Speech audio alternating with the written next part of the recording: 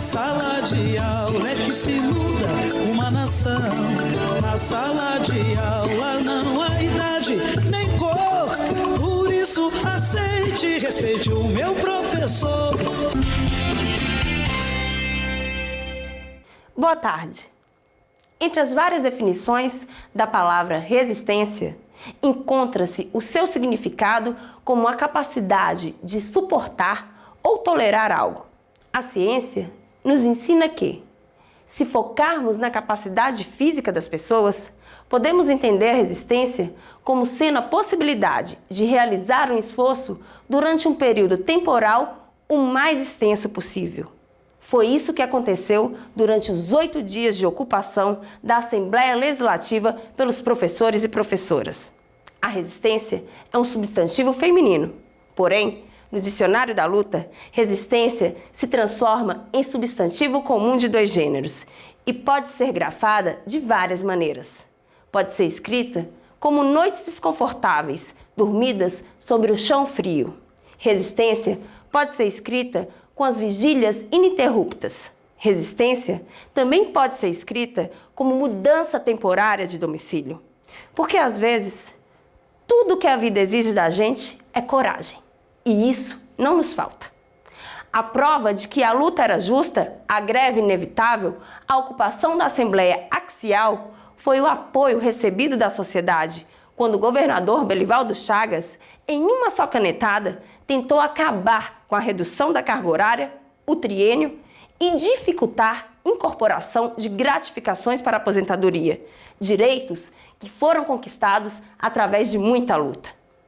Ao perceber tamanha injustiça, os também alunos se aliaram à nossa causa, provando mais uma vez que a juventude não é somente uma banda numa propaganda de refrigerante. Fizeram o dever de casa na rua. Estiveram presentes lado a lado com os professores durante a ocupação da LESE, pois perceberam que, se hoje os direitos dos professores foram atacados, ameaçados de extinção, amanhã poderão ser os direitos deles que estarão correndo perigo. Cidadania é uma matéria que se ensina pelo exemplo, uma aula que pode ser ministrada para fora dos muros da escola. Porém, vencemos a batalha, mas ainda não a guerra. Por isso, a resistência vai continuar. O corvo de Prometeu continua comendo o nosso fígado. A luta agora segue para manter a redução de 1/5 da carga horária aos 15 anos de carreira para professores e professoras que estão na ativa. A retirada de direitos adquiridos é um absurdo. E como nos ensina o filósofo francês Albert Camus, o absurdo nunca pode ser aceito. Ele exige constante confronto, constante revolta. Esperamos, por meio dessa greve, da ocupação da Assembleia Legislativa, que contaram com a adesão da categoria e com o apoio da sociedade, que o governador Belivaldo Chagas tenha entendido a mensagem enviada pelo magistério da rede estadual. Não mexe comigo, que eu não ando só. O TV Sintese está no ar. Não quero mais nenhum direito a menos. Não quero mais nenhum direito a menos. Bem, a greve por nenhum direito a menos acabou. Vamos ver e ouvir agora um balanço geral do movimento feito pela presidenta do Sintese, professora Ivonete Cruz. Estamos extremamente num momento muito bonito, uma construção muito bonita. Uma greve que reuniu trabalhadores, professores e professoras de todos os municípios. Desceram caravanas de todos os municípios, praticamente todos os dias em greve. Uma greve de resistência, porque nós passamos 8 dias ocupando e só quem ocupa sabe o que é ocupar, resistir. Uma greve que traz, ao nosso ver, a grande conquista é construir essa mobilização, é despertar esse espírito de luta, de resistência. A greve se encerrou na terça-feira, mas a luta não acabou, a luta continua. Estaremos convocando os professores para estar na Assembleia Legislativa sempre que tiver projetos que possam retirar direito da classe trabalhadora. A luta continua. Como vocês puderam perceber, a aula foi na rua, na vigília, foi na ocupação da Casa do Povo. A greve foi marcada pela solidariedade de anônimos, conhecidos, familiares, cada um que perdeu e ganhou um pouco do seu tempo com um só objetivo: defender o direito dos professores e professoras de Sergipe. Após mais de 2 semanas, saímos na luta contra a perda de direitos históricos. E essa vitória não seria possível sem o apoio diário da população sergipana e dos estudantes, que nos acompanharam diariamente. Agradecemos as inúmeras manifestações de apoio de entidades de classe, coletivos e instituições que estiveram sempre ao lado dos educadores neste momento de resistência. Muito bem, vida que segue! Vamos falar agora sobre o 3º encontro de educadores e educadoras negros e indígenas que aconteceu lá no espaço da greve. Ninguém ouviu um soluçar de dor no canto do Brasil. Um lamento triste sempre ecoou desde que um índio guerreiro foi pro cativeiro e de lá cantou. Eu entendo que cabe aos movimentos sociais de um modo geral, o movimento negro em particular, realizar um trabalho de base, trabalho de formação. Acho que essa onda conservadora, ela não é efêmera e é um momento, na minha opinião, de a gente se preocupar em formar novos quadros, pensar em novos projetos, pensar em novas alternativas, novos caminhos de mobilização. E um exemplo é o que aconteceu hoje aqui, né? 3º encontro de educadores negros e indígenas, esse trabalho de formiguinha com os professores da rede estadual de ensino Sergipe, de todo o estado, discutindo, né, racismo estrutural e principalmente formas de combate ao racismo, alternativa antirracista, uma educação antirracista. E aqui, quando a gente participa de eventos como esse, a gente ganha um novo fôlego, um novo alento, nova disposição de luta. É aqui que a gente percebe, né, que esse é o melhor caminho. Formação, reunir forças, mobilização permanente e pensarmos em ações coletivas. Eu entendo que o movimento social brasileiro passou por uma fase de refluxo, está ainda imerso nessa fase, mas eu também entendo que a gente não tem que jogar toalha, né? Pensando um pouco na história dos negros, falei agora há pouco sobre a história dos negros aqui no evento, a gente tem plena convicção que nossos passos vêm de longe e esses passos são de resistência, de existência e sempre pensando numa luta emancipatória em prol da liberdade, em prol da igualdade. Portanto, assim,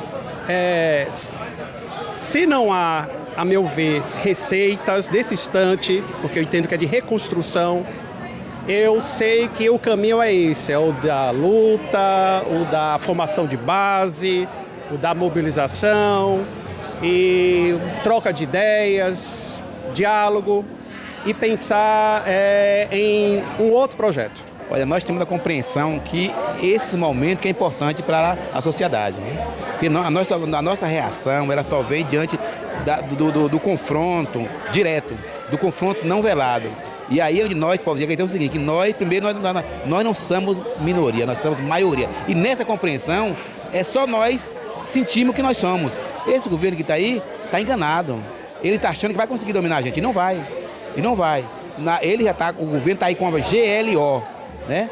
Garantia da lei, a ordem e a lei, na questão rural, para cumprir mandato de prisão, mandato de integração de posse. Só que ele não vai conseguir cumprir. Nós vamos reagir. Se ele nunca encontrou uma dificuldade, ele agora está encontrando. E nós acreditamos que a partir do momento que nós fizermos enfrentamento com ele, nós acreditamos que as outras classes organizadas vão somar com a gente e vai estar aí a queda desse governo. Nós não podemos permitir que nós, que somos donos do país, que nós somos a maioria desse país, as mulheres, os negros, nós indígenas, deixa uma pessoa tão racionária, né?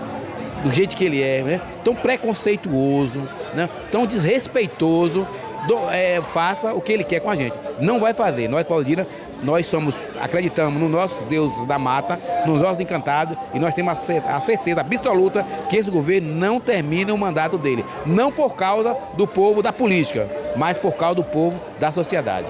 Agora, vamos a uma entrevista, ainda sobre este evento, com a professora Edinalva Mendes, diretora do Departamento para Assuntos Educacionais, sobre a importância de promover formação para professores.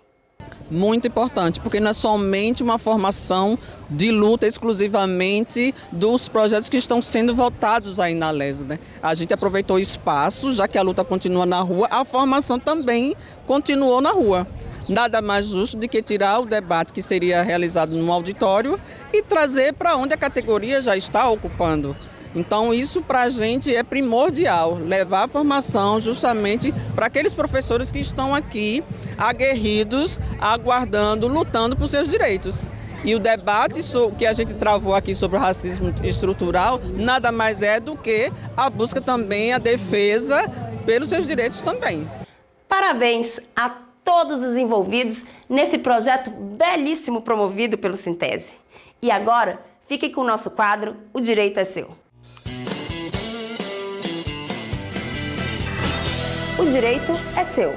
Esta semana foi marcada pelo fim da greve dos professores e professoras da Rede Estadual de Ensino do Estado de Sergipe. A resistência, a força e a luta foram as grandes marcas desta greve vitoriosa dos professores e professoras da Rede Estadual de Sergipe. A categoria estava com suas atividades paralisadas desde o dia 26 de novembro. A partir da greve e da ocupação da Assembleia Legislativa, os professores e professoras conseguiram manter o direito ao triênio, o direito às incorporações das gratificações para aposentadoria e o direito da redução de 1/4 da carga horária aos 20 anos de trabalho. Direitos que o governador Belivaldo Chagas queria retirar do magistério em uma só canetada. As aulas das escolas estaduais retornaram no dia 4 de dezembro. Os professores e professoras garantem que todas as aulas serão repostas e cada escola definirá a forma de reposição. Esta semana também foi marcada pela divulgação do resultado do Programa Internacional de Avaliação de Estudantes, o PISA.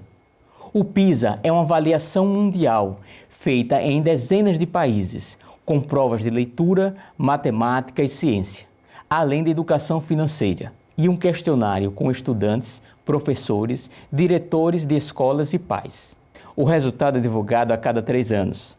A edição mais recente foi aplicada em 2018, com a amostra de 600 mil estudantes de 15 anos de 80 países diferentes. Juntos, eles representam cerca de 32 milhões de pessoas nesta idade. No Brasil, 10.691 alunos de 638 escolas fizeram a prova em 2018. São 2.036.861 estudantes, o que representa 65% da população brasileira, que tinha 15 anos na data do exame.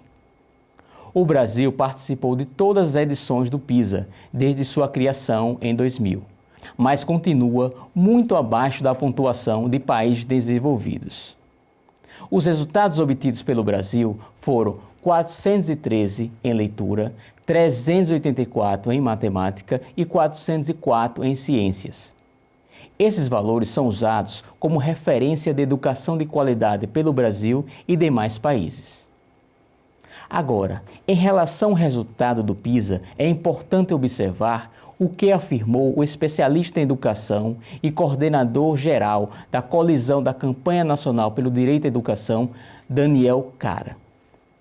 Para o especialista, o Brasil não evoluiu porque não tem capacidade de criar novas políticas educacionais, de reorientar essas políticas e de tirar do papel a legislação, como a Emenda Constitucional 59 de 2009, que ampliou a obrigatoriedade para o ensino e, mais do que isso, exigiu melhorias de ofertas do ensino, como escolas mais capazes de garantir que os professores tenham condições de ensinar e os alunos tenham possibilidade de aprender.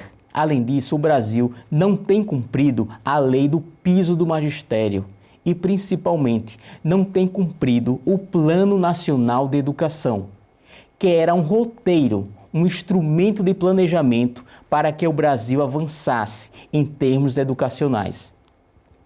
O especialista também afirma que o país não tem feito a lição de casa e não tem investido em professores e alunos brasileiros, que custam 3 vezes menos que nos países desenvolvidos. E mesmo assim, a escola pública brasileira tira leite de pedra. Se a gente for analisar em termos de eficiência, aquilo que a escola pública entrega é muito comparado ao pouco que recebe. Se as escolas privadas tivessem o mesmo custo-aluno que as escolas públicas do Brasil, certamente entregariam uma educação ainda pior, porque boa parte das escolas privadas prestam serviços de péssima qualidade. O problema, segundo ele, é que não dá para fazer milagre. É preciso investimento adequado na educação ao longo de muito tempo, porque o bom resultado não é imediato. Portugal começou a investir em educação a partir da Revolução dos Cravos, em 1974. Só começou a ter resultados em 2015. Demora, mas tem que ser um processo consciente de replanejar e reorientar a política nacional, conforme os dados de contexto. E, principalmente, ser uma política perseverante, ou seja, prioridade da educação tem que percorrer muito e muitos anos e ser decisão da sociedade e dos governos, o que não tem acontecido no Brasil. Ele defende a mobilização em defesa do Fundeb, afirmando que é preciso se mobilizar também para desconstruir os ataques às escolas brasileiras a partir do uso dos dados do PISA. O especialista ainda afirma que o PISA não é um bom critério de avaliação da educação de qualidade, e sim o Sistema Nacional de Avaliação da Educação Brasileira, o SINAEB, que analisa a aprendizagem dos alunos, as condições da oferta do ensino e aonde estão localizadas as escolas. É preciso seriedade no debate da educação e consciência de que o debate educacional é, antes de mais nada, social. A educação pública, gratuita, laica, de qualidade, é capaz de garantir justiça social e ser uma base para a democracia. Assim, para o especialista, o resultado do PISA não pode ser usado contra o ensino público. Para ele, provavelmente, com os mesmos recursos, a rede privada entregaria resultados bem piores. Bem, terminamos hoje mais um quadro O Direito é Seu. Boa tarde e qualquer dúvida, deixe sua mensagem no site www.sintese.org.br. O direito é seu. Depois de alguns dias onde somente notícias ruins ocuparam a nossa mídia, gostaríamos de terminar o programa de hoje com outra notícia boa, além da vitória dos professores que conseguiram manter seus direitos adquiridos. O professor Roberto Silva é eleito presidente da CUT Sergipe.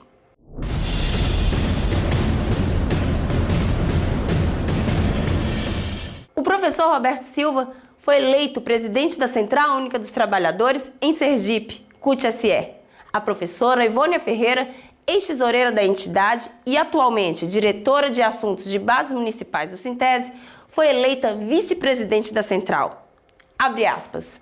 Assuma a presidência da CUT Sergipe, junto com a companheira Ivônia Ferreira, como vice, para enfrentarmos desafios, ou seja, dar continuidade às lutas da CUT que o companheiro Dudu vinha implementando à frente da Central como presidente e dar continuidade à política de organização dos trabalhadores dentro da Central, disse Roberto em nota de agradecimento em que reconheceu a liderança do professor Rubem Marques, o professor Dudu.